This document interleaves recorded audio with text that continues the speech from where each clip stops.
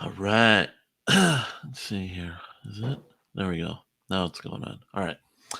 Welcome, everyone, to Religion Zero, number 47. Jazz hands. Today, well, we are, of course, joined by the awesome panel with The Brooke awesome and panel. CONK.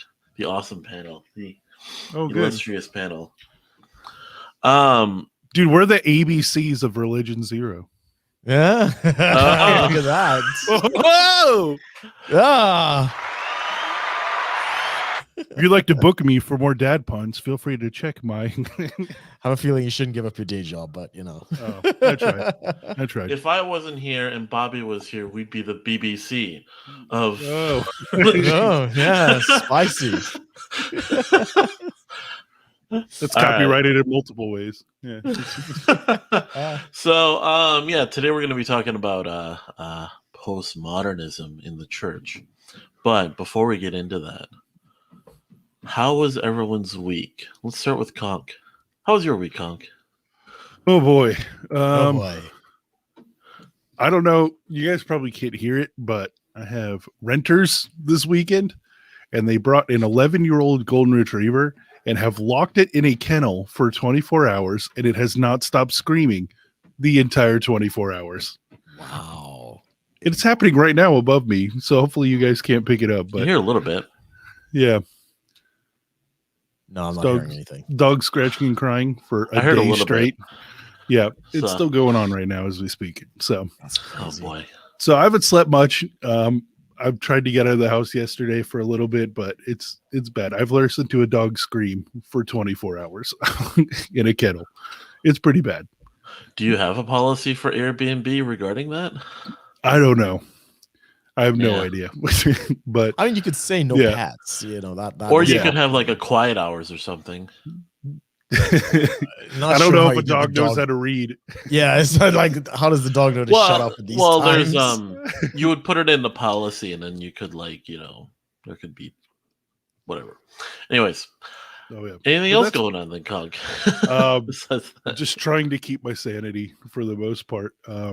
It's been pretty rough because they haven't been here. It's just been a screaming dog the whole time, the whole weekend. It's been rough. They brought a dog and just left it there, and they're doing whatever they're doing. Yeah, in a kennel, and they're just gone all day. And then I just hear the dog immediately above me, constantly screaming and scratching. Did you contact them? No. That's part of Airbnb is if you don't talk to them, usually they leave you a better review because they don't give them something to complain about. But we'll see. Very bizarre. Yeah. They haven't been in. Has the dog been fed? Is it like shitting all over your house? Yeah, they came back for 20 minutes last night to take the dog out to the bathroom and then Okay. re-locked it back up. Oh, Yeah. that's very bizarre. Okay. Yeah, it's weird. It's been a weird, painful weekend, but I'm here. I'm mostly awake. I'm like 2/3 awake. I'm gonna round up. Let's go. All right. Oh, dogs. Gotta love them. All right. Gotta love them. Yeah. The buzzkill. How was your week, Brooke? Not much going on. You know, I think we're finally in spring. Yeah, it looks like spring. I was out in the city yesterday in a borough outside of Cardiff called St. Fagans, and there's a historical museum where they've actually taken, ancient buildings going as far back as the 1400s, and they've basically disassembled and reassembled them into this walkabout museum, which is pretty cool. You get to see old pottery houses and blacksmiths and the old churches and stuff like that from the 1400s and prior. None of it was open because of COVID, but you could, you kind of peer through the windows and walk around. Free entry, of course. Everything, all the museums out here, I think, are pretty much free entry. So I have a little bit of color. I've actually got a bit of a tan going on. So Right. that's nice, sorted out the vitamin D needs and stuff like that. And if you follow me on Instagram, you should see some of the postings that I've done from the gardens, the manor house, and a couple other places. In fact, I think the Queen, the royal family used to come out and use the manor house there, which was pretty cool. And think until about the 1940s, at which point the family donated it to the trust. So it's a beautiful place, lots of water features, lots of ducks. And had a good time. Had my friend Joanne was there, and she's like showing me around. She knows the place very well, so that was fun. But yeah, it looks like spring is in full effect.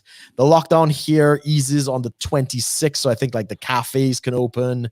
Some of the food places I think might allow some in-house dining and other things. And I think on outdoor pubs will be able to open. So if you got like a beer garden or anything like that, you could probably do that. They don't have any pubs with beer gardens out here except maybe one, which is the Welsh Harp. So I'll probably go out to that. And the gym's open on the 3rd of May. So yeah, the countdown is on. I got to start getting up early, getting back into the routine. Should be good. Nice. Should be good. I would like to put in a caveat though for your story, because apparently Yes. I know that. No, but in general, I've been trying to correct people's languages where they say, well, this place was locked down due to COVID. No, it's locked down due to the government. The COVID has no say on that. I just want to remind people who's putting us in this position. I would second that. You're quite right in that respect. So, oh yeah. So take what was that, the place called again, Brooke? St. Fagans National Museum. Oh, Okay. Sounds gay. Almost, yeah. I mean, they have a dish out here called faggots. Yeah. Wow. Yeah, That's I talked about that with someone the other day. That's funny. Yeah, it's like meatballs, right? Yeah, it's like almost like a sausage sort of thing. So I mean, it's Welsh, so we could get away with it. Yeah. Hopefully, YouTube knows Welsh. Yeah, hopefully. How about you, Amos? What's been going on with you, man? Nothing much. Oh, it's good. It is spring here, I think. Could be false spring. Yeah. So it was funny. We actually had a little bit of like a dusting of snow, but it never stuck. So spring was maintained.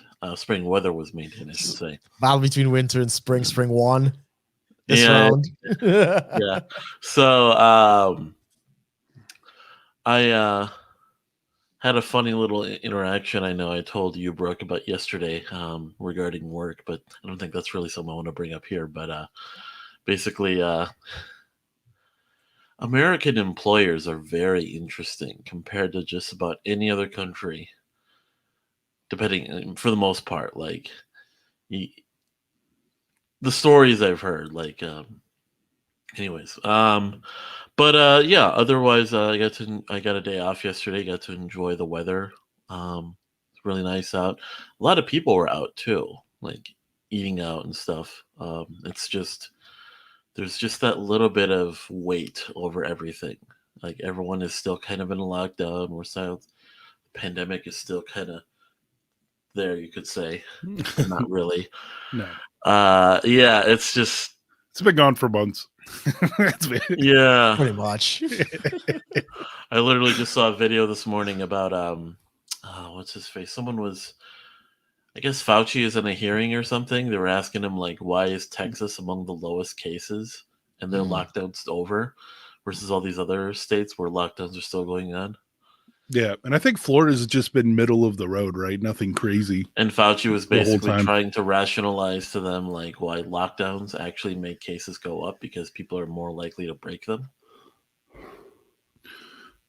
Okay, so did he just argue against his own lockdowns? Yeah, that's what he did. Kind of tried doing some hand waving to it to pay no attention to the man behind the curtain. Exactly. So Oz is in town. Anyways, so which brings us to our topic today. Ooh, yes, it's kind of relevant. We can get there. Yeah, there's a transition in there somewhere.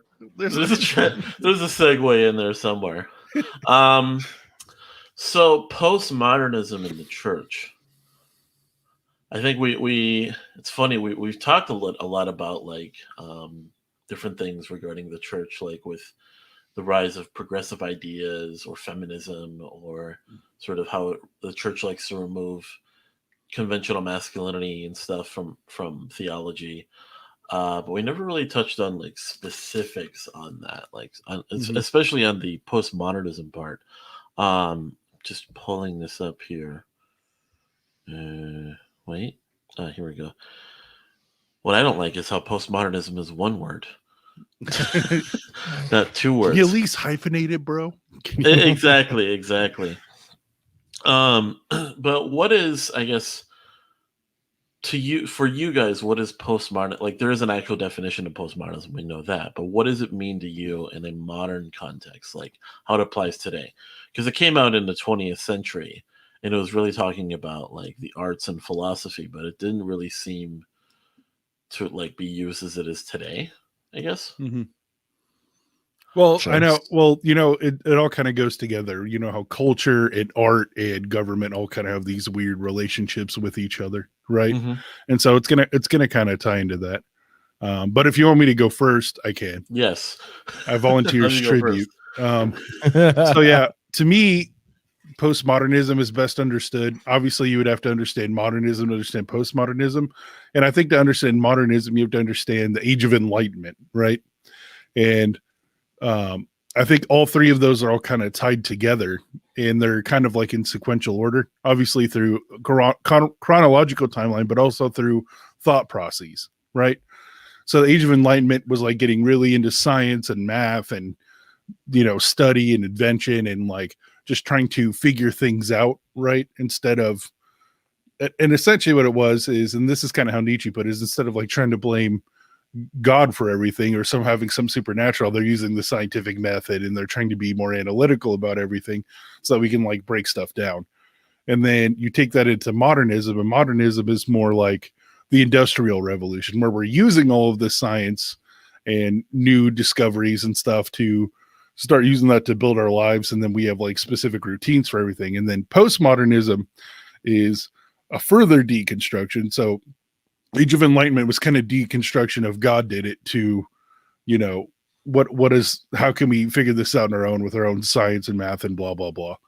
And then modernism is deconstructing that. How can we use that to just build stuff, with our own hands? And then postmodernism is a deconstruction of essentially like truth itself. The idea of objectivity is what a lot of postmodernism is that they feel that you can deconstruct everything to nothing, right? That, and this is where a lot of stuff like blank slate comes in. This is where a lot of stuff where you're able, it's like, oh, it's your truth and my truth. You hear that a lot. That's a postmodernist thing. And it'll go so far and far to start going and saying, math is racist. And all of the shades in between those two usually have something to do with postmodernism. The main people that talk about it was like Foucault, Derrida, if you use my lingo. Good old the French philosopher Derrida. But Derrida is Derrida or whatever. So he kind of started it. And then there's also like Foucault, and then there's also Baudrillard, which is the other fancy word. And he's the one that like inspired the Matrix and talked a lot about like simulation and deconstructing things, and everything around us is like fake and narratives and things like that. And so if you go from Age of Enlightenment to now, we started deconstructing the narratives of things is essentially what it was. It started with is, instead of saying God did it, and that we're going to try to find objective truth towards it. And then we've gotten into modernism where we use that. And then we got into postmodernism where we are deconstructing the idea of truth itself, right? And that's kind of what it is in a nutshell. And sometimes it's hard to grasp sometimes when you first hear about it. So when you start bringing in examples of how people are using it, it'll make more sense. But I'll start with that as my ranting definition. What about you, Brooke? Yeah, I mean, you echoed it quite well. So before we had the Enlightenment, it was authoritarianism in a sense. You had the authorities of the church, you had the authorities of the king, and they basically told you this is how it is. So yes, the Enlightenment era came about, and they decided to use rationalism, logic, reason, science, the scientific method, and all these other types of things. So they basically kind of fell into two camps. You had the empiricist, and then you had the rationalist. So the empiricists were like, yeah, whatever you can see with your senses, touch, smell, so forth, this is the reality. The rationalists said, well, you got a problem with that because you could have illusions and magicians fool you through the senses. So they, argued for ration and reason and these different types of things. So those were kind of the two major principles that came out of modernism post-Enlightenment. There were some fundamental flaws. So in our sense, if somebody has a supernatural experience, that you cannot justify by science. And we've had this discussion before. Grandma's 95 and, she believes in God and she believes in the afterlife, even though there's no empirical evidence. Modernism would demand, well, it's foolish to continue to believe that, even if they have, psychological benefits from, the comfort of the idea. So postmodernism took the hardcore rationale of a lot of these premises and basically said you cannot rely solely on your rational and empirical evidence. So the idea that science has replaced faith, for instance, is a premise that came out of modernism. Postmodernism basically backlashed on that and said, well, you cannot take somebody's individual experience or mystical experience or encounter just because you cannot scientifically prove it to mean that that experience is anything less than the reality that they experience. And this was kind of the introduction, the backlash to it, where everything had to be quantified. The deconstruction was highlighted in the French Revolution, where they deconstructed practically everything, right down to the days of the week. There were 10 days in the week because that, made more sense for some reason. They renamed the days. It was a fucking disaster, right? Yeah. And it refused to acknowledge the idea of, there are some aspects to humanity that are just irrational. You cannot scientifically quantify things like beauty, or what makes good music. All of these different things fell outside the scope of modernism. So in many ways, postmodernism was a backlash to a lot of those things. Like an example of that is often used as like, okay, there's an empty room and you think of an empty room as having nothing in it. You put a chair in it. Is the chair, is it an addition of a chair or is it the absence of absence? Like, is it the absence of any of emptiness? And this is kind of the argument. Both are correct. Why does one have to be the other? Just because of cultural norms and so forth, we will say, well, no, there's the addition of the chair. The postmodernists will basically argue, well, you can't really know that because of your senses and so forth that you're using. It's relying that your senses are accurate, and there's no way to necessarily prove that. And the rationalist is relying on, presupposed structures in the brain that exist through evolutionary contexts, but we don't actually know if that can define truth.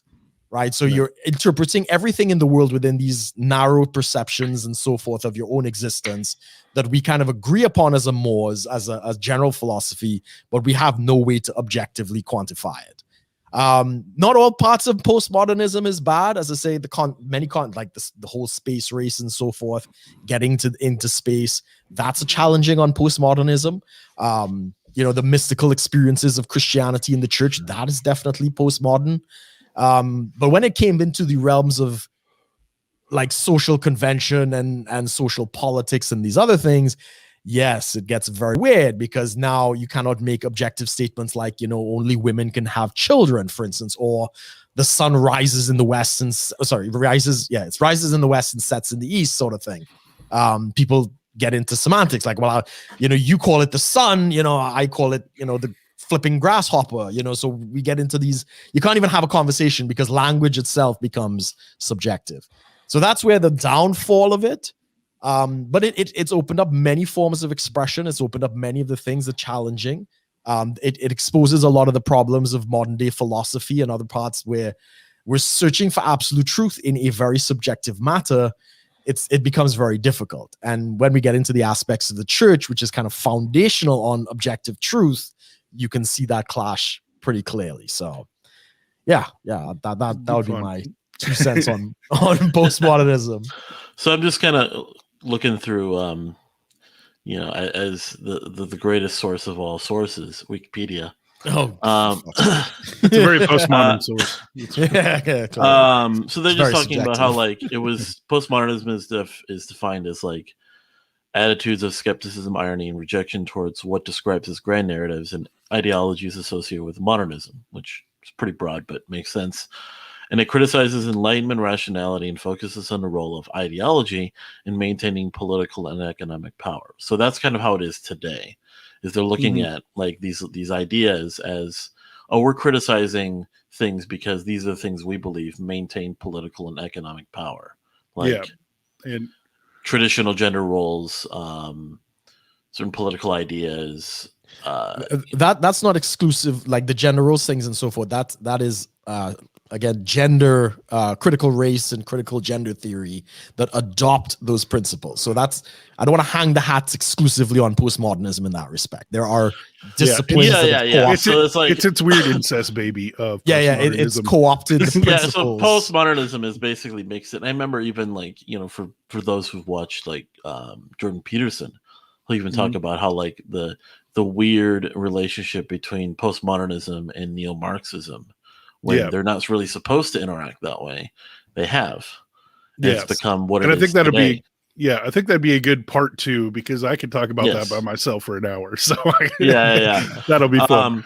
But so it says your postmodern thinkers frequently describe knowledge claims and value systems as contingent or socially conditioned, and then it just goes further and further, and basically kind of like our basic understanding of like what postmodernism is today, which is a lot of it's criticism of like everything from ideas to structures to values to ways of thinking, whereas everything has to do with like it's all socially constructed, it's all conditioning, it's all controlling power, and it's like it gets really messy.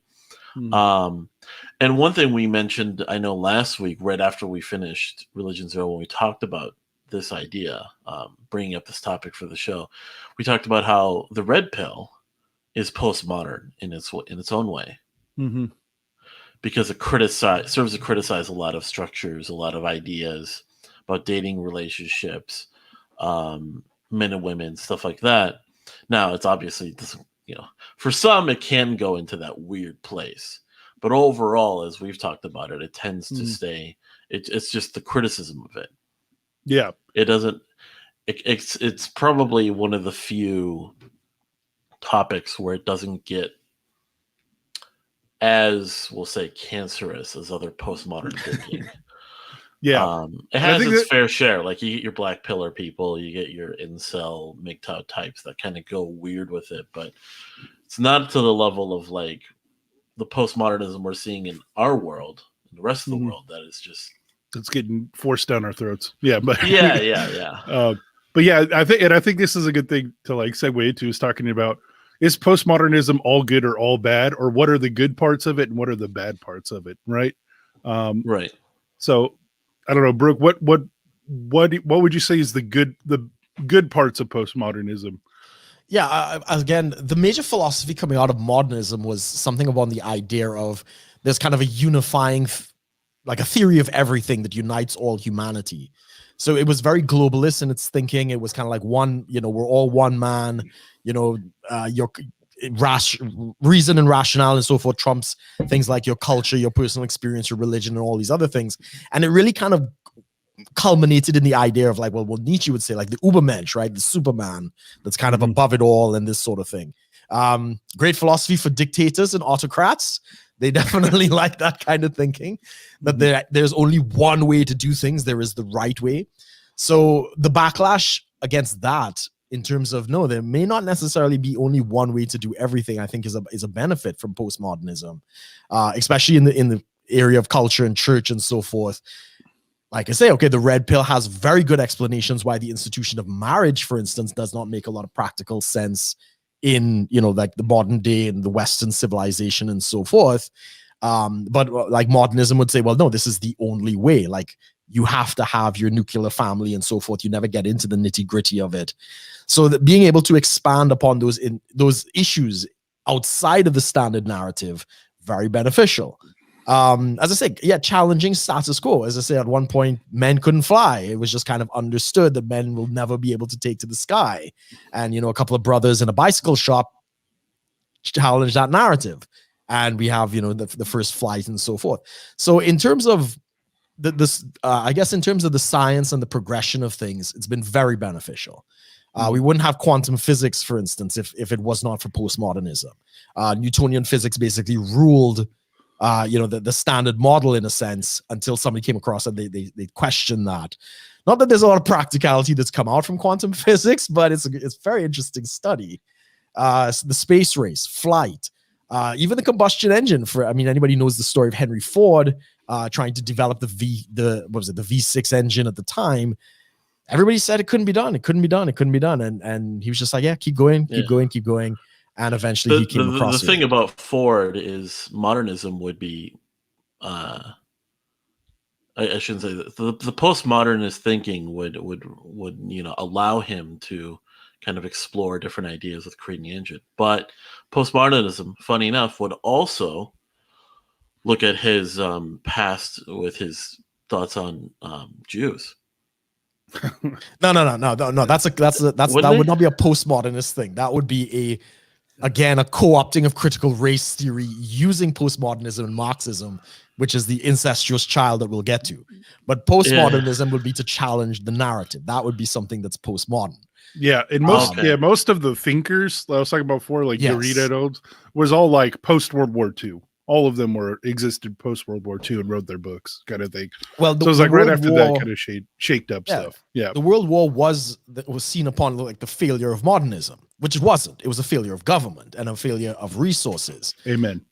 Yeah, but a lot of the philosophers and so forth that rose up afterwards basically took war and all of these things to be the ultimate outcome of people trying to impose that one view upon all people. And again, espousing, well, we know the Nazis, right? So the Nazis were supremacists. All other cultures were subservient to them. So they looked upon that and said, this is the result of modernism. And that's where you came up with the postmodernist philosophy as a backlash to that, basically saying, no, all cultures have value. And, you have to kind of respect the differences in these different types of things. The flourishing of postmodernism is seen through that.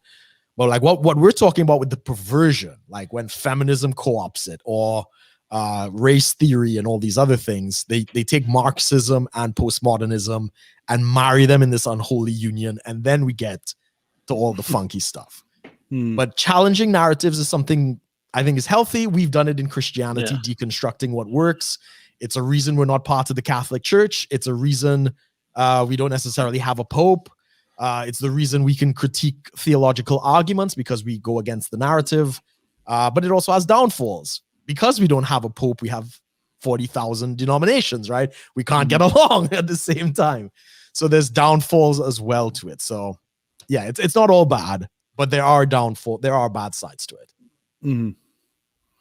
Yeah, I would say the best part, and like you just said, we even did a show about deconstructing faith, and I looked it up and it was episode 32. So if you guys want to go back into the playlists or look back for Religion 032, we talked about deconstructing faith from our own personal experiences, which is a postmodern thing, right? The act of deconstructing everything, trying to get back to like your own personal interpretations now, right? And we talked about before also the idea of the red pill is also postmodern.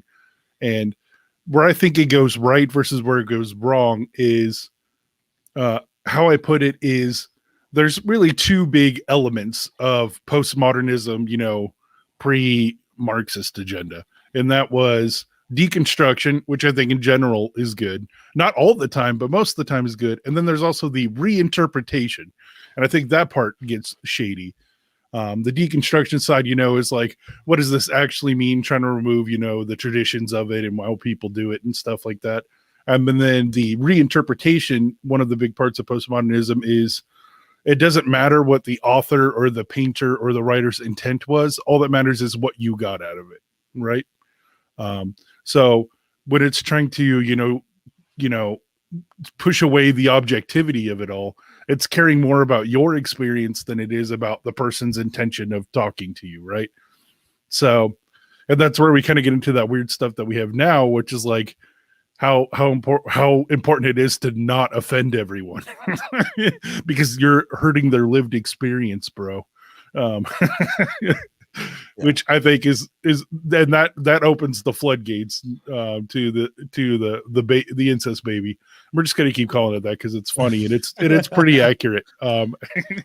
It's when you subscribe oppression to a existing system, that's when you get this crazy incest baby. Yeah. The one thing I thought about, which was really interesting, is just postmodern, like so the critique of like kind of how church always has been, well, good, has some interesting things without getting into the Marxist part of it, the Marxist incest baby, as we're calling it now, is kind of Christian, like, I think that's where you kind of get into some places where people's lived experiences or people's we'll just call woo-woo experiences within Christianity kind of goes into weird places where it's like, oh, like as long as I slap the name of Jesus on it, it's all okay. Mm-hmm. So, and it's not necessarily bad. It's just sometimes it gets kind of, I think people get focused. They start in that criticism, I should say, they kind of focus on the wrong things. So it kind of becomes like a competition of how weird can this get? How Mm-hmm. out of the box can this get versus what is our actual focus? Is the focus Jesus, or is the focus let's get really, really, really, really drunk on the Holy Spirit and nothing matters? Mm-hmm. I see I'm, that. I'm not exactly sure what you're conveying.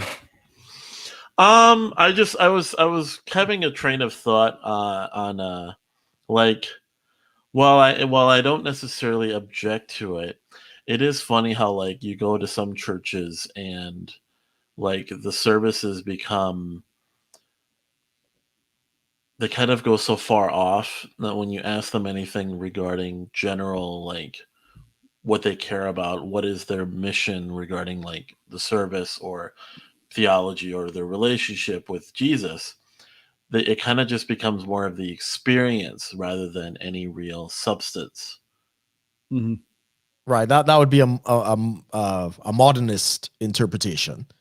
So that would be like a Catholic coming to a Pentecostal meeting and being like, well, you know, where is the altar? Where is this, that, and the So, other? is there a line though?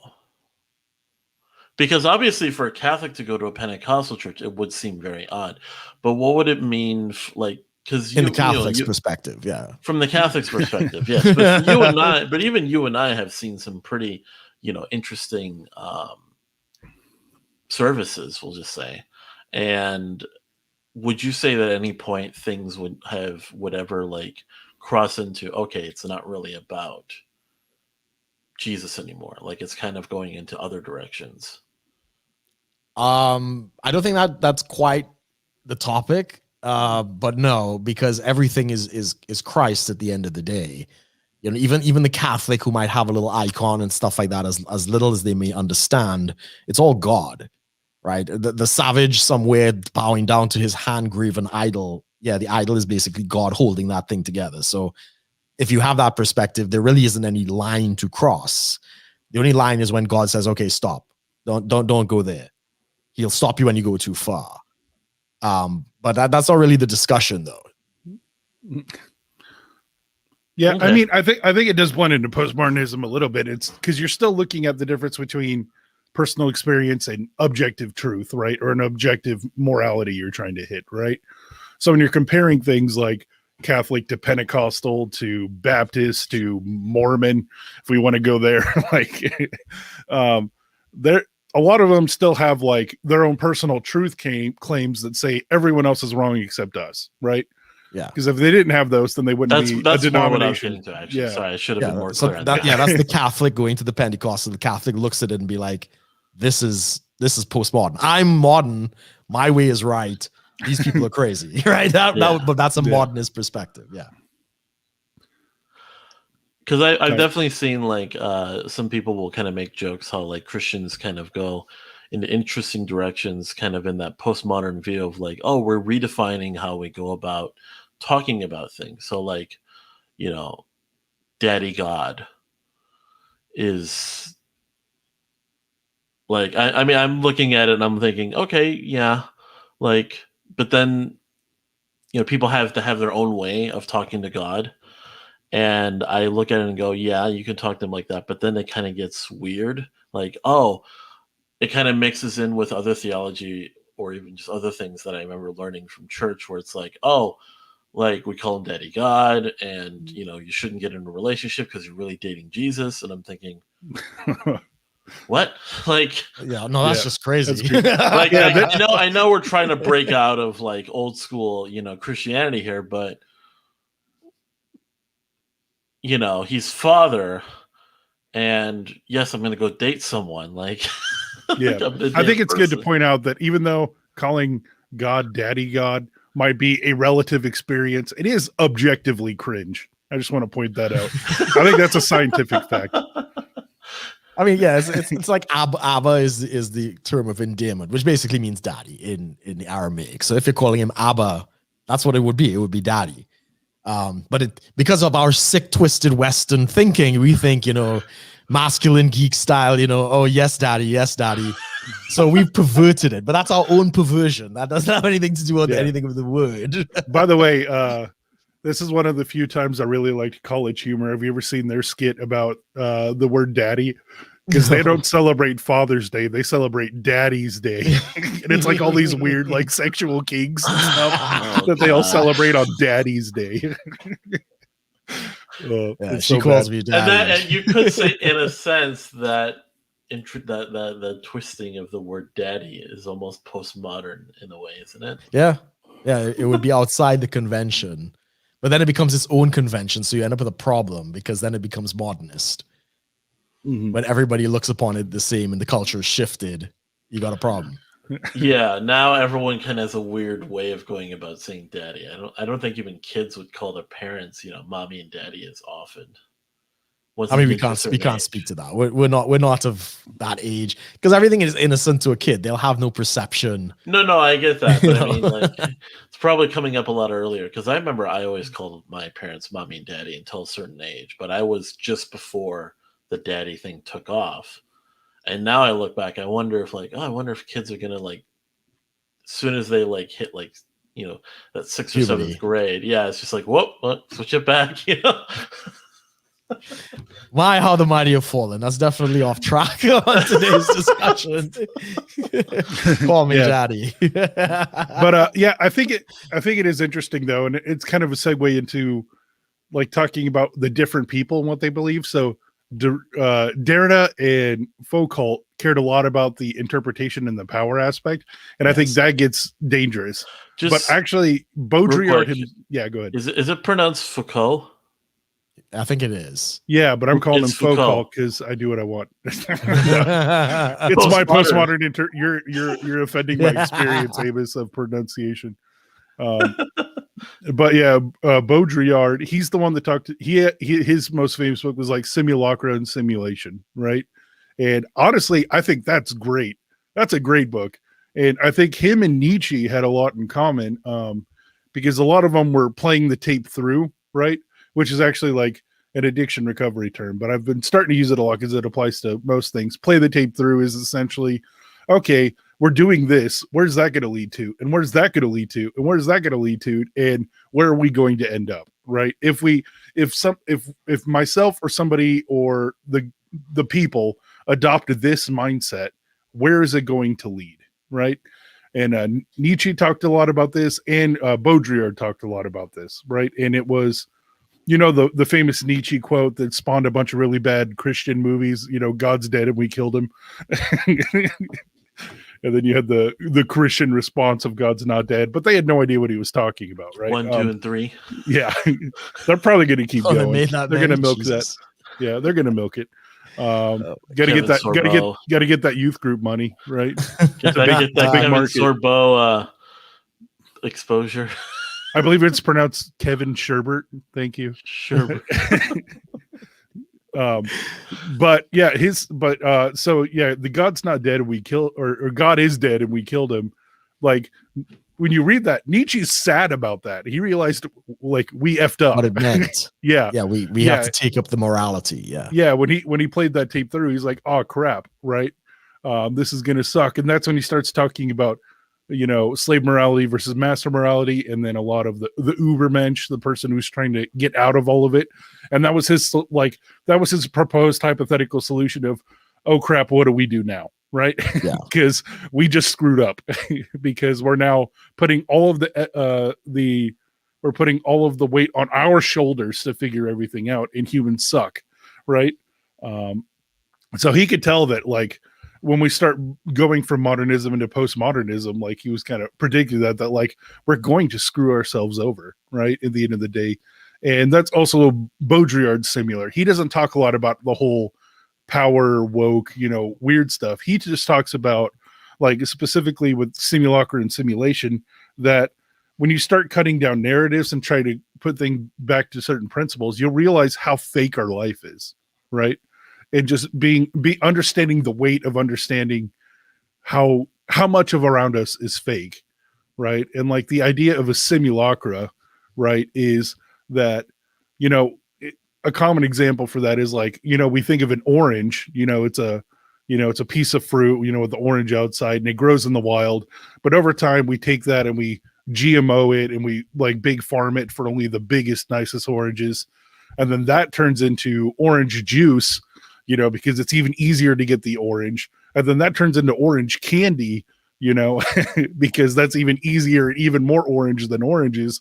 And then we turn that into orange candy flavored soda, which is even more orange and easier and accessible than the original orange. And now we have people that grow up, and when you think of the word orange, most people now think of like Sunkist or Kool-Aid, right?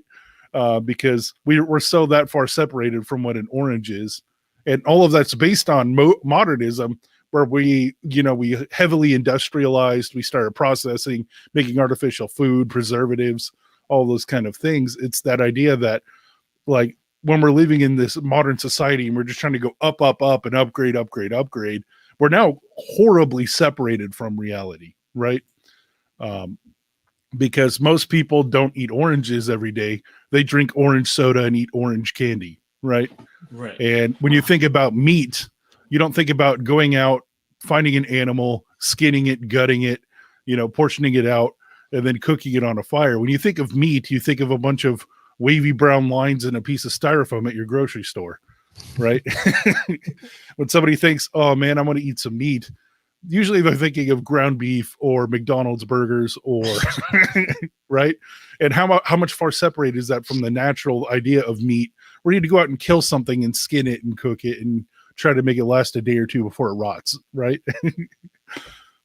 So yeah, and like when you look at it from that, I think that's really one of the best parts of postmodernism is Baudrillard's work talking about like how fake our life is. And I think that's where like the red pill and stuff comes in, because they were able to realize like how fake it is that they're soulmates, how fake it is that, you have to be nice to everyone and nice to women, and then eventually you'll get your Disneyland, marriage, right?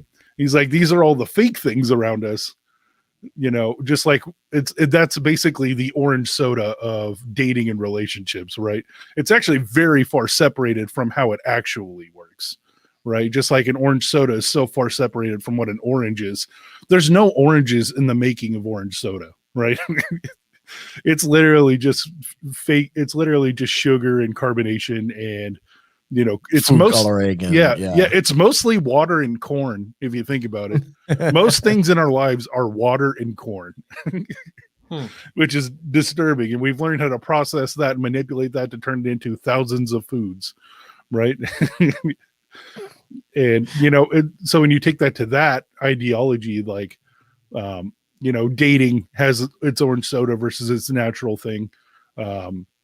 Politics or, diet or politicians itself was something interesting.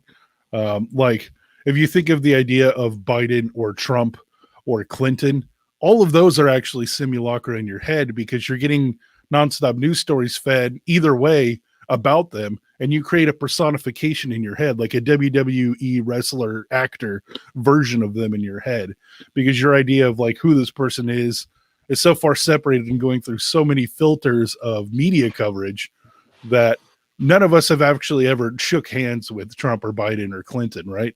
So our concepts of them are just passed down like 3 or 4 generations of the telephone game through different media sources and other people's opinions, right? So actually our concept of those people, the idea of a President Trump or President Biden or whatever, is itself a simulation or a simulacra of who that person is on its default state, right? And so to me, that's one of the best trains of thought in postmodernism. And I think that's what gets us to a lot of the good things, right? We're able to strip down all of that crap. I mean, another common one in BROOK and I think Amos too, we talked about before, like the idea of like keto and carnivore diets. They're kind of the same thing as the red pill postmodernist thinking. Where you're like, okay, maybe I don't have to eat 11 servings of bread a day, right?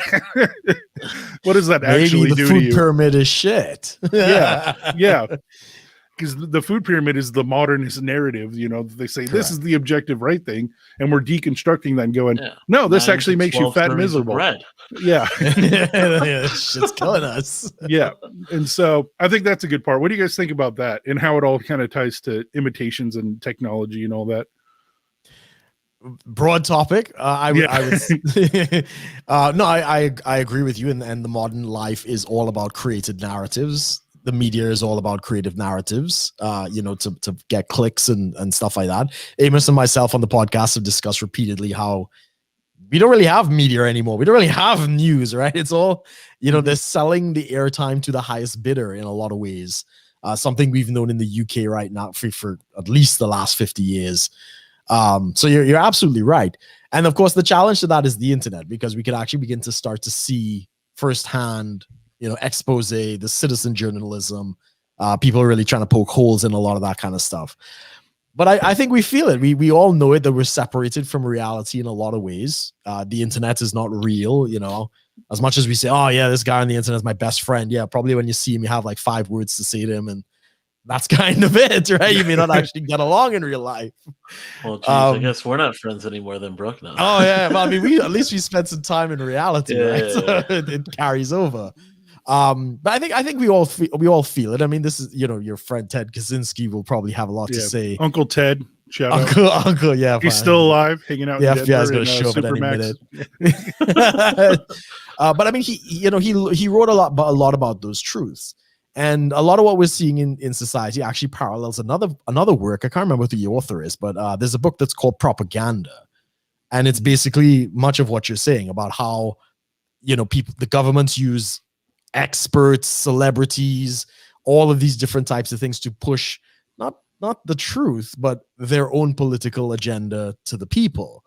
And, I mean, it's such a trope at this point. Yeah, they say one thing to get elected, and then they don't actually deliver what they say. That has now become mainstream. During the French, 1700s, that would have led to revolution, right? So they've dumbed us down to such a point now that we buy narratives. We buy them wholesale. And then, we have consumerism's been pushed and all of these different things. And people are more miserable than ever before. Mm-hmm. Which brings us back to the idea that, that's probably why there's a spiritual revival that's actually going on, with people like looking back into things of church and journeys of faith and these other things. The Catholics and the Orthodox are having kind of a revival where people are trying to ground themselves into something more tangible that's not as superficial as all these things. And for the most part, the church does offer a sense of authority in speaking about spiritual things, which, again, the postmodernists don't like. They don't like any kind of absolutes and these other types of things. Absolute zero doesn't exist with postmodernists. That's the theory anyway. But I mean, this is what we learned from the French Revolution as well, that you cannot live a life of pure reason, rationale, and without allowing for the absurdity. As you said, beauty cannot be quantified. And that is, again, we need beauty in our life. To give our life meaning, we need those little sparks of inspiration and other things. Which unfortunately, you have a spark and then somebody else comes and tears it down. Mm-hmm. You're not allowed to have your spark anymore. But that's and kind of my take.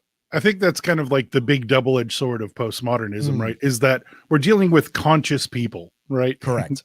If you have, consciousness, as the idea of like that, or you can call it a soul, or you got some ghosts in your machine or whatever, whatever analogy you want to use. I like ghosts in the machine. That makes sense to me.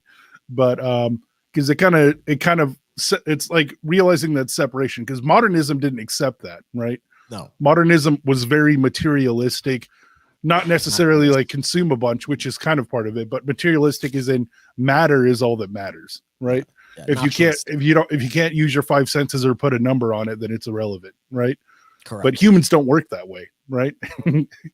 The conscious experience is something that we can feel, but then you can't measure it. Like you can't say I have 4 pounds of consciousness, right? There's no way to measure that. What color is your consciousness, right? Those are irrelevant now. But in modernism, like, yeah, whatever, you know. Exactly. And I think that's one of the good parts of postmodernism is bringing back into the idea of the ghost in the machine, or the conscious experience involved in that can be involved in science and things like that. But also I think that it's a double-edged sword, because I think that's the good part, but I also think the bad part is when they start saying that that's all that matters, right? Correct. You got to learn to find that balance in between, you know, your conscious experience and then also hard data. I heard a funny example about, like, one of the fastest way to make postmodernism fail is that, like, oh, you can deconstruct and reinterpret anything. Okay. Well, now you have cancer and you have to get chemo treatment, but the doctor's a postmodernist and he took half of this research paper and treatment and half of this research paper and treatment and decided to, you know, mix them together. And then they're just going to decide a new way to give you chemo. Do you want that? Or I found this new interpretive personal experience way to do open heart surgery on you, right? Nobody wants that. Yeah. Yeah. That stuff, nobody wants that. And that's that part of the problem where the push comes to shove when it starts coming into those stuff. Or if you want to build a bridge the modern way versus the postmodern way, I'm pretty sure the modern bridge is going to work a lot better and kill less people when you drive over it, right? That's some stuff that you can't reinterpret, right? That's a hard thing that you can't do. So that's why you need that balance. And I think postmodernism is good in bringing the consciousness back into it. But the problem is if it's only consciousness, then you kind of effed yourself. Because then you start saying math is racist. Which is good fun. But it is. Do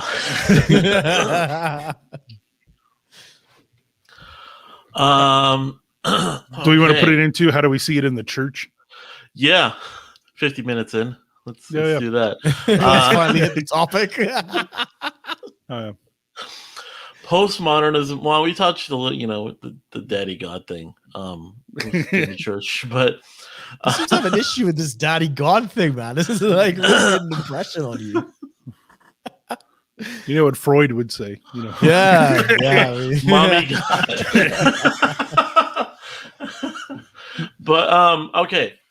So postmodernism in the church. Boy. Would you guys think that would be like the crossover between like the modern day, like postmodernism as we see it today in the church, like critical race theory and stuff, or is that more specific to the neo-Marxist stuff? Like how would you look at postmodernism in today? Like, I would say a big evidence of it, at least like from the common mindset of most Christians right now, is we stopped having like big announcements of new denominations, right? Instead of cutting off and saying we found the new right way to do it. We haven't done that in a while. Most people are now just becoming non-denominational, right? And that's where you just go, oh, I'm just believing in the Bible in general, right? And or as I see it. yeah, exactly, as I interpret it. So instead of making these big, you know, collective decisions to cut away from a different church and make your own church, that's happening less and less. It's more people, at least in America, are becoming non-denominational because they're trying to go more into, oh yeah, that's just the way I do it, right? I think that's one of the big pushes that go, which is, you know, I would say good and bad. I think it's good because we stopped killing each other, even though that happened probably maybe 100 years ago, give or take, at least in the Western world. In other parts of the world, they're still killing each other over denomination, right? But they're not necessarily just Christianity, in multiple religions, you know, cuts from, you know, Islam or other things. There's always something. And I think there's actually some Buddhist groups that are killing each other or something like that, which is, I don't know, from a Western point, that's pretty ironic. So peaceful. Buddhist wars. Yeah. Enlighten this, and then you throw a machete at him. Yeah. But yeah, I think that's one of the big points is like people are getting way more into it's, you know, it's just how you feel Christ is, right? But I think that's interesting because I like we've talked about before. I do the Christian anarchist thing where I think outside of this one big truth that like Christ died for your sins, right?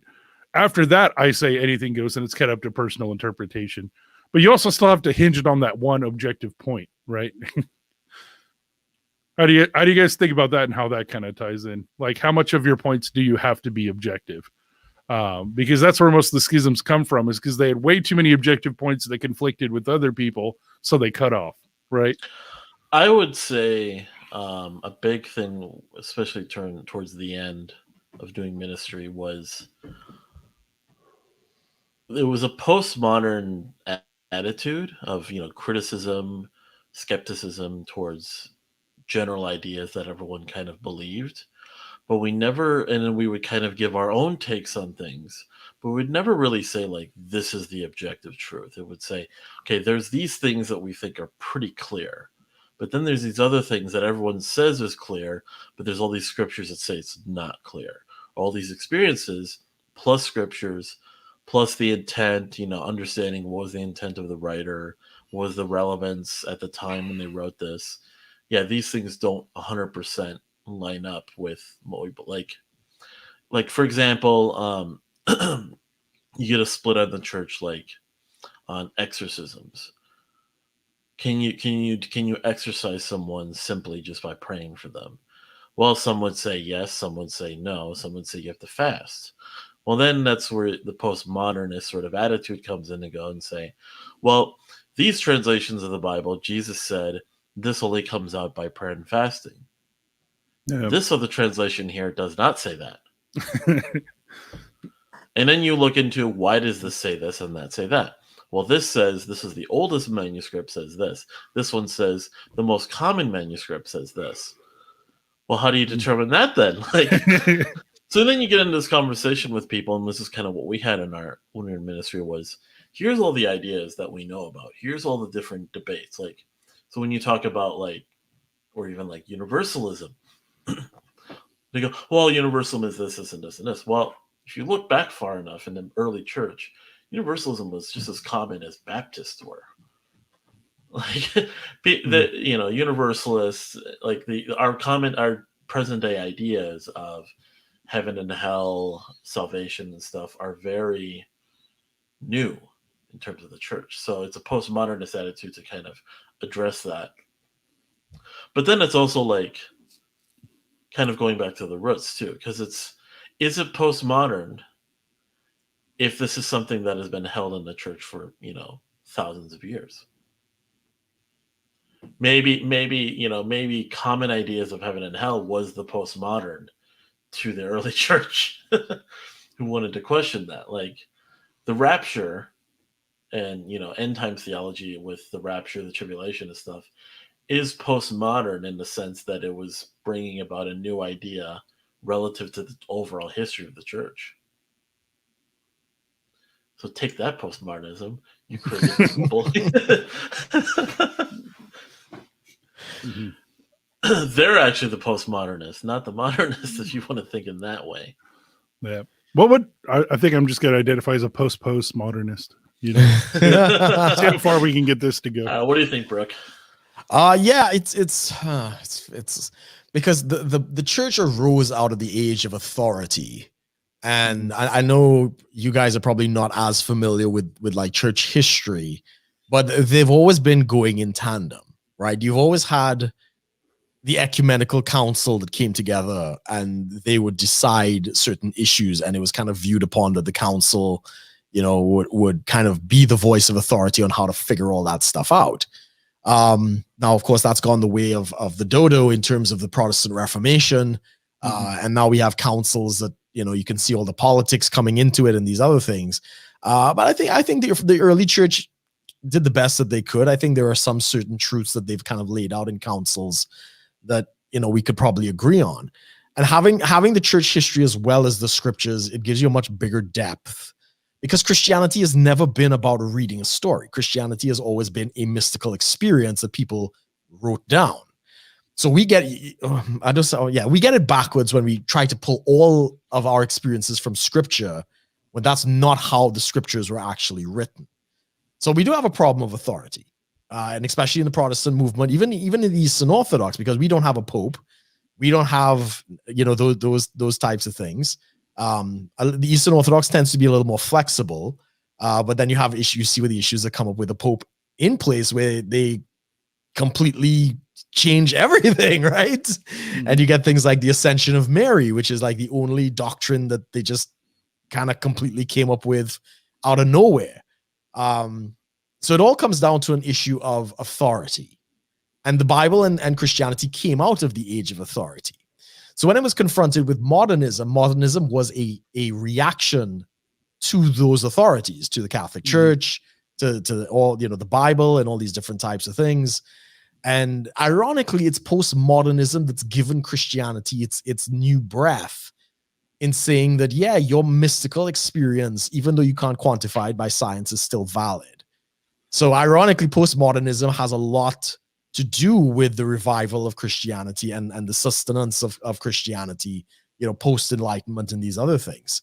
Of course, we see modern problems as we do if we don't have, crusades and other things. When you don't have an enemy, you create one.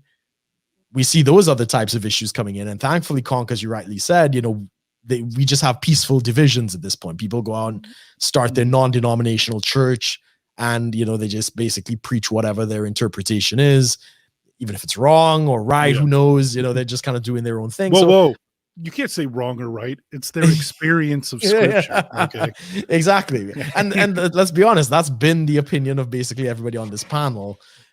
That kind of like, you do you, right? Yeah.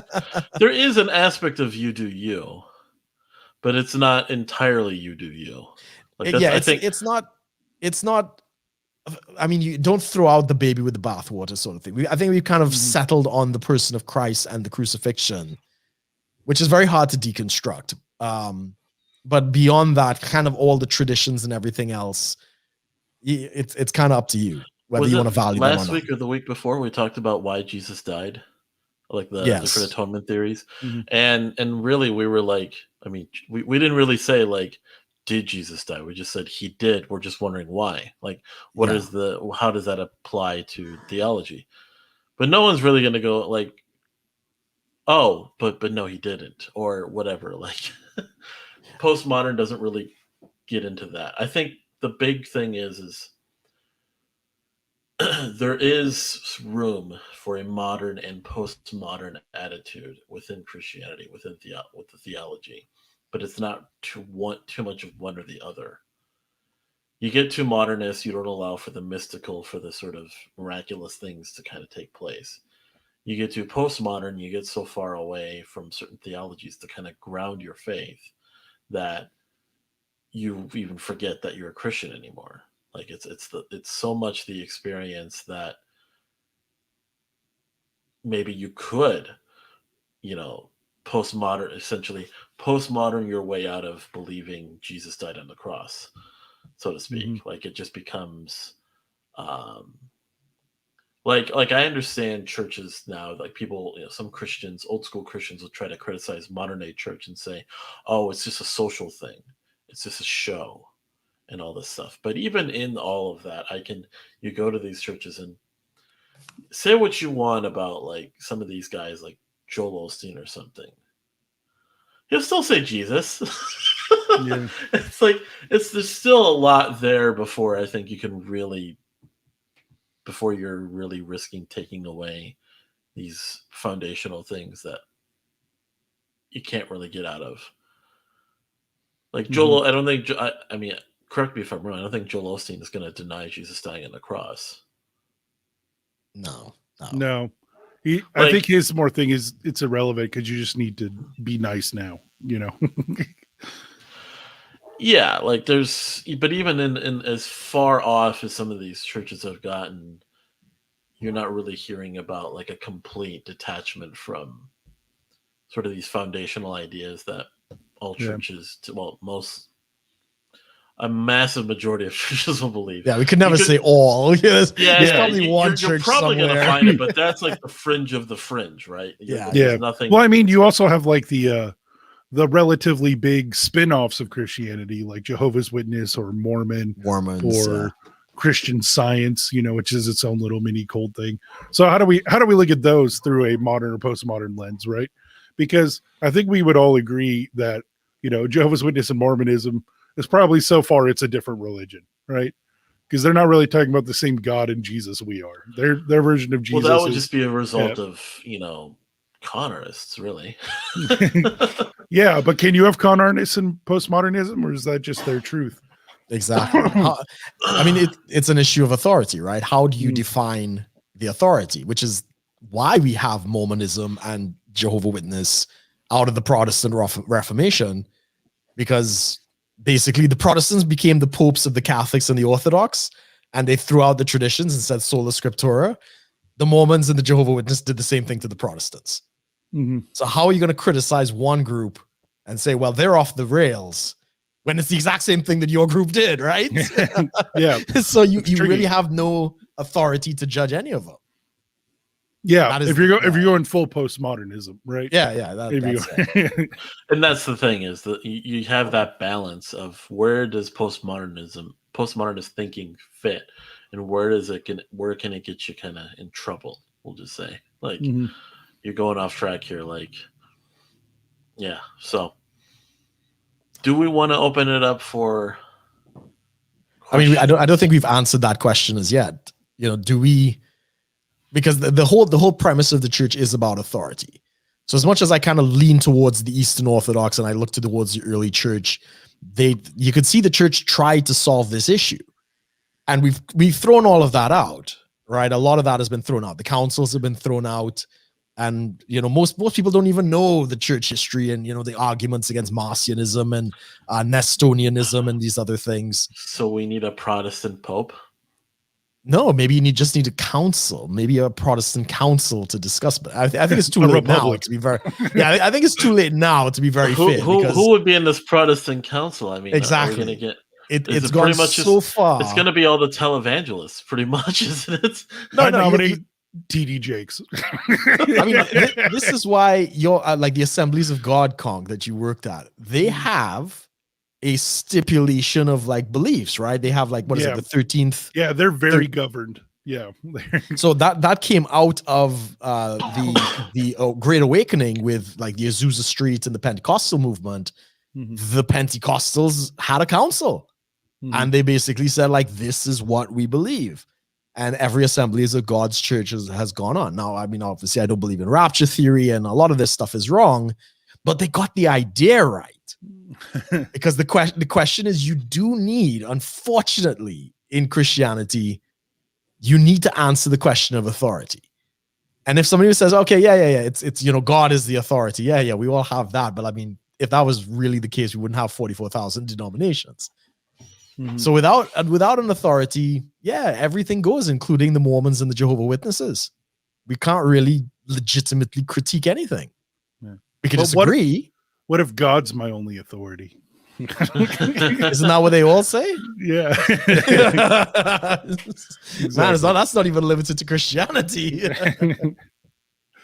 Yeah. I mean, and this is part that I think is really tricky, is we like to be objective on things, obviously, for the most part. Like, your house wouldn't exist unless we had some, objective measurement of how to build a house and make it stable.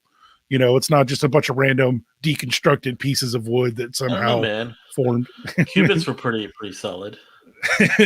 What is that? Cubits? Cubits.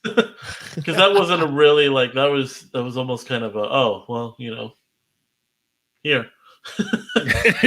Yeah, 3 different people, 4 different lengths. Next time on Bible Cribs, we're going to check out Apostle Paul's 3,000 cubit mansion. It was built by midgets.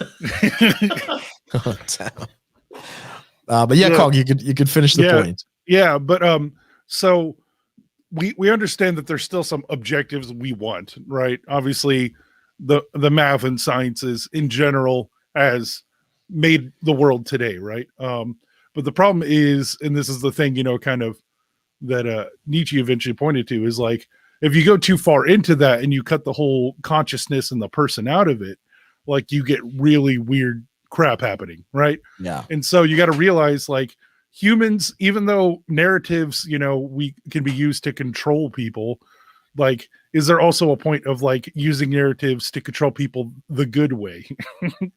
Right? The difference between an individual narrative and a collective narrative, trying to get everyone to believe the same thing. Right? And I think that kind of goes into your point talking about like councils and authority. The council's there to try to decide what's their objective, that or their version of the story to give to their people, so everyone's on the same page, right? And that could definitely be a positive way it could happen, but we also know how many ways there's a negative way that can happen, right? We're talking about how propaganda of the media, is also trying to get together and force a narrative on people as well, right? And so when you start trying to make collective narratives, I think that's where things get weird. And I understand why we originally rebelled from them, because a lot of them were bullshit, just to control us. But the problem is humans still need narratives to live. We can't live in pure objective reality, otherwise we just become like really dysfunctional robots, right? So that's the tricky balance, is trying to figure out, where do narratives play into my life or the people around me's lives? Are they good? Are they bad? Should we always deconstruct? Should we be existentialists, where we're like, oh, maybe there is no true story unless I make up one for myself, right? It's a tricky thing, and I don't think anyone's really solved it yet, right? But I think that's the big criticism, or the big problem of time, is how do we deal with stories now that we've tried to deconstruct all the stories? Because humans still need stories. Like, you look in the Bible and you look in most places, people learn through stories, and people usually adopt stories to be greater than themselves, right? Like you're talking about beauty, or we could talk about like war stories or movies that hype us up, right? Very rarely do you get hyped up for like getting the correct answer on a calculator, right? There's still got to be some kind of weird story, superimposing narrative that points you in a direction, right? So that's the tricky part. The interrelationship between machine and ghost. Yeah, I concur. And I mean, that's probably why there's a lot of people going back to the Catholic Church and to the Orthodox Church, kind of sick of too much woo-woo, looking for certainty. And if that's what you're looking for, that's probably where you're going to find it. You're going to find these, places, these ancient religions, and they feel connected to something that's grounded. Even though much of it might be wrong, at least they feel that way. And that's the 95-year-old grandmother argument. She believes in God and the afterlife. It keeps her happy. Do I really want to rob her of that at the end of the day, kind of thing? So what we need to do is make sure membership between like the Orthodox, Pentecostal, Charismatic, and such, and like the Catholic Church are like equal. So we have just the right amount of modernist sort of Christianity and postmodernist Christianity, just enough. Or neither. Why don't we just go back? I think it's impossible, but why don't we try? Go back to 300 AD, just before Constantine becomes a Christian. Right before the Council of Nicaea. Right before. Back to our roots. Is there anything else we wanted to touch on with all this? No, I think you could open it up to the folks and see if anyone wants to jump in. Yeah. I mean, that Council of Nicaea is where all the problems started, right? The Philoloque is what led to the split between the West and the East. So a simple changing of a creed was, well, that plus, killing each other in in the Crusades. That would help too. there's people that will, there's some people that will even say, like, socially and politically, everything kind of went sideways with the French Revolution. Yeah, it did. It's too early to tell if the French Revolution was successful or not. But it's a fascinating story. You read what they did, and what I think is Jacques Cousteau or whatever his name was, what he imposed. It was radical. He changed everything. He destroyed the churches. He changed the days of the week. He changed time. He basically thought he was like a god and he could just deconstruct everything. And of course, society broke down and he ended up in the guillotine. Oh, yeah. That also reminds me too of all the times, like when you're talking about the authoritarian era, as you will. Yeah. Where like it was literally one guy making all the decisions, right? I always think of like Egyptian pharaohs. Well, they'll just go, "Hey guys, I'm God now," and they're like, "Okay." Yep. So let it be Even- written. So let it be done. Even nowadays with the Catholic Church, is the Pope as powerful as he's nowhere near as powerful as he used to be. Unlimited power. That's all I can think But of. really, though, like the Appeal Pope to the isn't really emperor. Yeah. the Pope is not as powerful as he used to be. No, Like not the Pope culturally, politically, or otherwise. Yeah. in terms of political power, the Pope used to be like above nations. Yeah, well, I mean, he was the head of the empire at one point. I think that was the peak. I mean, there was a time when there were two popes. There was a French pope and an Italian pope, and they both excommunicated each other. A tale but of two popes. Yeah, for a while there were two. It was the best of times. Yeah. So I mean, when the collapse of the Roman Empire basically took place, thanks to the Ottoman Empire and so forth, the influence of the Pope was cut back drastically. So. But that's the thing, though, is like you had a guy that was about like the closest thing to, I guess, whatever is above like a nation's leader. Like he was above national leaders. Certain things they would want to do or not want to do would have to go through him. And then now it's reduced to sort of a figurehead that not really even a figurehead. Like there's things that he will do that can affect the church, but that's really all it's limited to is just the church. I mean, I don't think he ruled nations directly. He was definitely influential to the kings and queens and the monarchs and stuff. So he was like of the second degree. So the first degree was all the royalty, and then the second degree was all the bishops and the Catholics and the priests and stuff. So he didn't have direct rule. I mean, the Pope never ruled Rome, but he was a very influential figure in terms of the populace and stuff like that. So, but yeah, I mean, it's the Roman Catholic Church is nothing compared to what it used to be.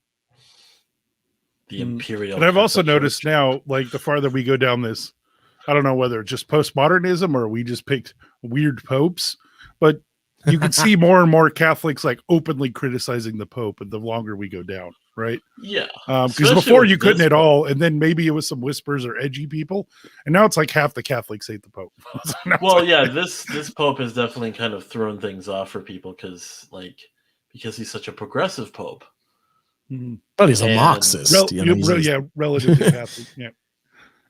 That there you get like you do get the more gracious, sort of compassionate, empathetic side of Christianity through him, but then it kind of mixes in with, it kind of goes against the grain on a lot of like Catholics who are more conservative. So it kind of pushes there too. And then that's, you said, yeah, you just that Marxist bit in there that kind of really changes it. And it's like, I almost, well, to say it this way, thank God that the church doesn't have that much power. Yeah, I do think it's interesting too if you juxtapose. Man, my throat's crazy today. That you juxtapose like the current Pope versus like the current, I think the Dalai Lama, and how they deal with postmodernism and the critical theory and all this stuff. Because like we were just saying, the Pope is trying to it's kind of leaning into it and borrowing some of the ideas, and the Dalai Lama, who usually think is like, the super hippie, everyone just be themselves, is actually against it. And he was like, he got a bunch of flack recently because he had an interview that said like, if you're a girl, be a girl. If you're a boy, be a boy. That's how you were born. Like, so it's kind of weird seeing those two because you would assume both of them would have the opposite opinions that they have. He was even kind of in trouble for saying some sort of anti-globalist type of views too. Yeah. Europe for the Europeans, Africa for the Africans. Yeah, he said that. Yeah. So it's super interesting because you would assume both of those would be the opposite points of the others. That the Pope would keep to tradition and authority and all that stuff, and that the Dalai Lama would be more on the woo-woo side of just be what you feel like, find your own enlightenment. But no, they flipped roles. Well, the occupation of Tibet by China might have something to do with that, and being exiled from his country. You learn politics real fast when you can't get home. I wonder if that's kind of like, someone could say that's sort of an outcome of postmodernism. I think it's invasion personally, but yeah, sure. It definitely is postmodern from like what would be typical Tibetan Buddhism. Yeah, definitely postmodern. Yeah. That's wild. we have anybody in the back? Anybody trying to jump in? I see No, Tom said no. he's not calling in today. Oh yeah, maybe you found some more brownies. So what do we do for authority then? What do we do? What's a belief that the three of us disagree on? Is there like okay, Satan? I know we had a discussion about that. Mhm. Like, is there any way to really resolve any of those issues? Do you need Oh, to me? not Do that we you need need them to, I'm resolved? just- Yeah. No, I agree. I mean, you know, Yeah. we cool. We don't really care. But I'm just wondering if there was a way to kind of really bring people back together in terms of the faith and stuff like that. Because you know, there's some people who they'll ostracize somebody over the smallest, stupidest thing, right? Obviously, that's not us, but Yeah. My favorite one is like baptism by sprinkle or immersion. Yeah. How many people get exactly. mad about that? And I'm like, really? Your quantity of water is why you want to split and kill each other? You think aliens will unite us? They'll form a council? No. In an alien invasion or some idea of aliens would force us to want to like work with each other or something. Yeah, and I think that's a horrible idea. No, that's a common theory. Is like that's one of the ways globalism will happen. Yeah, but I mean, why would we work together if they're aliens? Just because they're the other? Like we have a mutual enemy? Yeah, is that the thinking? Yeah. It's Mass Effect thinking. So in the show Mass Effect, instead of having like the Nazi white supremacist blah blah blah as the bad guys are humans first. Right. And so they're prejudiced against the other aliens, and they think humans should think of human interests before alien interests. So if you guys don't know, Mass Effect's kind of like Star Wars, where it's like an intergalactic space travel, humans mixed with aliens thing, except instead of the Eastern philosophy of, you know, Jedi and Sith and yin yang and the Force, they talk a lot about Western stuff like ethics and prejudice and things like that, and how should humans relate to new species, which are both, some are organic, and there's also robot species where like this alien race created robots before us, and theirs got to AI first, and now the AI are their own species. And how do we relate to them, right? It's pretty interesting. And then like the big bad guys are called Cerberus, and it's like it's their version of the, you know, the what people are calling like the white nationalist blah blah blah terrorist group. Their version is the human first group. So they're no longer racist or sexist or all those things. It's just that they care about humanity first instead of dealing with other aliens or robots problems. Yeah, so they treat you as the bad guy. Yeah. If we get aliens, Catholics, Protestants, Buddhists, Muslims, and everybody's just going to put aside their differences and get along and sing Kumbaya. Yeah. not 100%, but I mean, I'm just thinking of like the way the world is today. You're not going to have like some sweeping reform or something that's really going to undo sort of or slow down this course we're on, unless it was something that affected the whole world. So, I mean, it's got to be something that we do on a global scale that affects all of us, or it's just aliens. Like, yeah. I mean, what are the examples? And this will sound way out of left field, but it'll make sense, hopefully. There was a time where there was a Batman Captain America crossover comic, right? Yes. Where it was Batman and like the hypothetical story was Batman found Captain America on the ice and defrosted him, right? It's kind of like one of those what if things. And then at the time, Joker and Red Skull were also working together, right? But Jordan Peterson. Yeah. Jordan Peterson. Hail Lobster. Yeah. And Michael Malice were working together. Which is funny because they have a podcast coming up soon. But it's gonna be it was those two versus those two. So it was Captain America and Batman trying to fight Joker and Red Skull because they were like putting their forces together, like his clown gang organized crime with the Red Skull soldiers. But 2/3 through the comic, Joker finds out that Red Skull is a Nazi and he betrays him and fights with Batman and Captain America to fight Red Skull because he said he had more in common with them than he would with the Nazi because that's how much he hated like fascism or authoritarianism.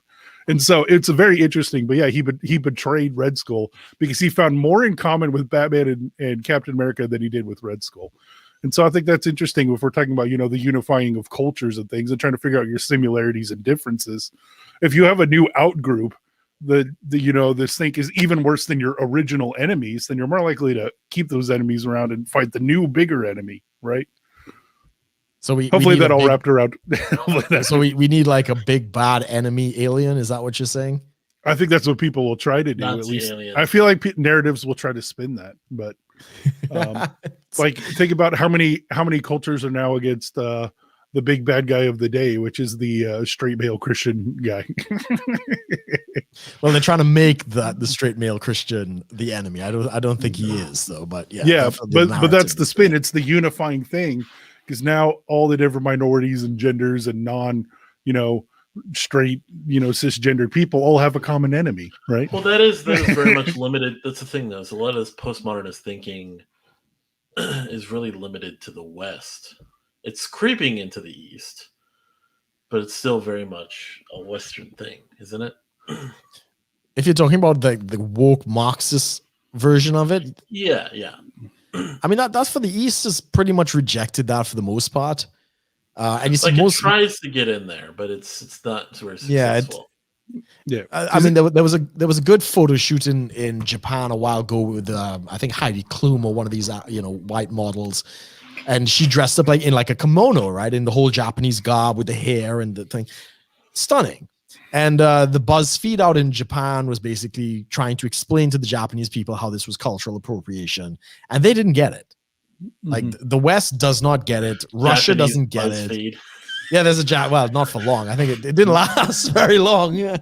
But they've tried to export this nonsense. Yeah. And in some places, it just never took off.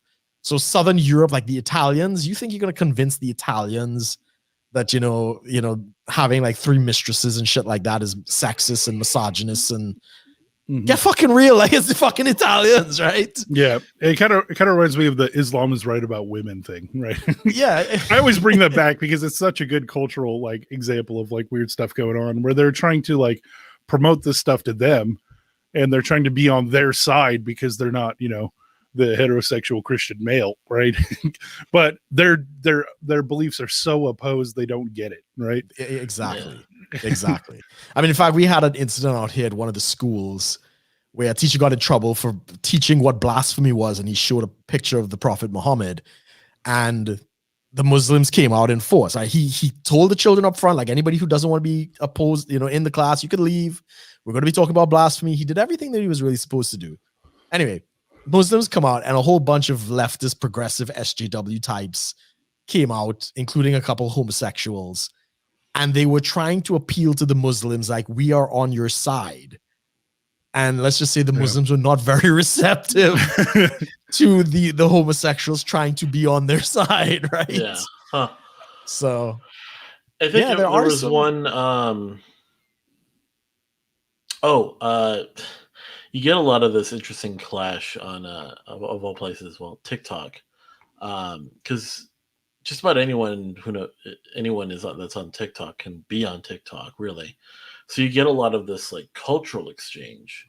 And so there was someone, this chick who married a Japanese guy and lives in Japan. And so she does videos and stuff talking about how it's so different here. I had to learn all these different things. And even though I'm learning all the different customs of being Japanese and living here, you still kind of get a little bit of that, there's a little bit of the prejudice, but she manages it. She deals with it. But there are pictures she posted of her wedding, and she's in traditional Japanese garb. I think it's a kimono, whatever they wear for a wedding. And there's all these pictures of her wearing it, and people were like, that's cultural appropriation. You can't do that. And then she's like, I'm married to a Japanese man. I'm respecting his culture. All his family are completely supportive of us. This is actually cultural appreciation. Correct. Yeah. Which is So I was gonna say, and that could be a good segue for next week, right? Yeah. So we still don't have anyone joining us. So we can wrap it up. Yeah. Final thoughts, Brooke.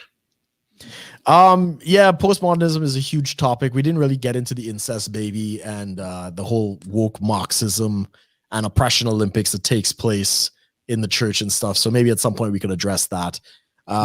But yeah, I fully admit that the issue of authority in the church is a real issue. That's what the fathers were trying to solve. And yeah, anybody has suggestions, we're open to ideas. But yeah, good show today, guys. I had a good time. That was good. Conk, what's happening, man? Final thoughts? Well, the first final thought is I can hear the dog walking around upstairs. Now it's not locked in its cage, so that's good. Maybe I'll get a break from my migraine. But listen to babies cry. But yeah, I think I would really recommend people to like think about what we talked about here in context and like reread some of those people, and you could see more where they're coming from. Because like postmodernists and like the modernist people that like kind of bred it in, if you read them from these lens of like now what's happened versus what they were saying, I think it brings a whole new light to it. So I definitely recommend people read, or at least go read, or go watch a YouTube video that's like a 20 or 30-minute summary of the books. At least you can see where those ideas come from, right? So I think that's super important to know the environment you're in, right? And how we got here, because we took these guys' ideas and just kept pushing it, right? We played the tape through. And so I would definitely recommend people go read, or at least go listen to the summaries and the concepts of those ideas. And then part 2, we'll get more into the baby, the incest baby, I think. And we can talk about where it's gone really, really wrong. And we kind of just tackled it just now at the end a little bit, talking about a cultural appropriation and oppression and all that kind of stuff. But we'll deep dive more into where that comes from. Yeah. My final thoughts: postmodernism bad. No,